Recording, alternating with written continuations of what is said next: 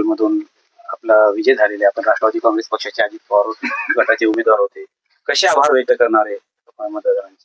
आधी आम्ही गावकऱ्यांना आम्हाला खूप भरपूर मतदान दिलं.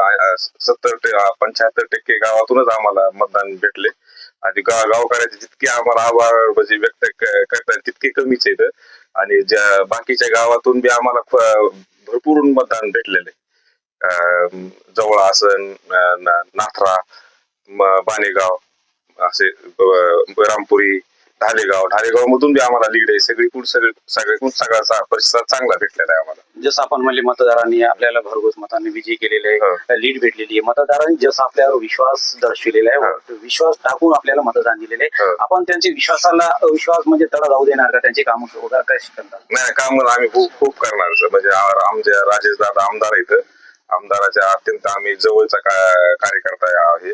आणि हर्षवर्धनवर बी खूप प्रेम करतात आमदार साहेब. त्याच्यामुळं आमदार साहेबाच्या माध्यमातून मंत्रालयातून आम्ही आधी शेतरस्ते ते आधी भरपूर शेतरस्त्याला आधी जास्तीत जास्त प्राधान्य देणार.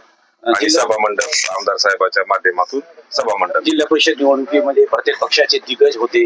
आपल्याला असं वाटलं होतं की इतक्या रणधुमाळीमध्ये आपला विजय होणारच? 100% वाटला. गावकऱ्याच्या आशीर्वादाने मला सकाळी 10 वाजता गावकऱ्याने प्रेम दिलं.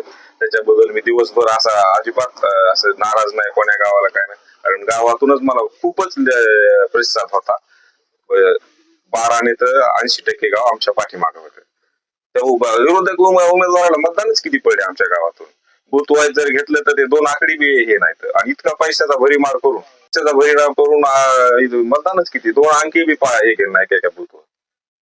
त्याच्यामुळे मला 100% विजय खात्रीच होती. कसे आभार व्यक्त करतात जनतेचे चांगले आभार व्यक्त करतो. म्हणजे आपल्याकडे शब्द नाही असंच म्हणा. आभार व्यक्त करताना आपण कासापुरी सर्कल मधून सगळ्या मतदारांचे आभार व्यक्त करतो.